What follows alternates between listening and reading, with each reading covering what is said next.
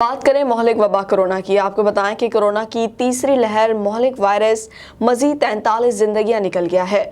अमवात की तादाद 14,821 हो गई। गुज़िश्ता 24 घंटों के दौरान 4,323 अफराद में कोरोना की तस्दीक हुई। गुज़िश्ता 24 घंटों के दौरान 4,974 अफराद में कोरोना वायरस की तस्दीक हो चुकी है। मुतासर अफराद की तादाद 6,92,231 हो गई।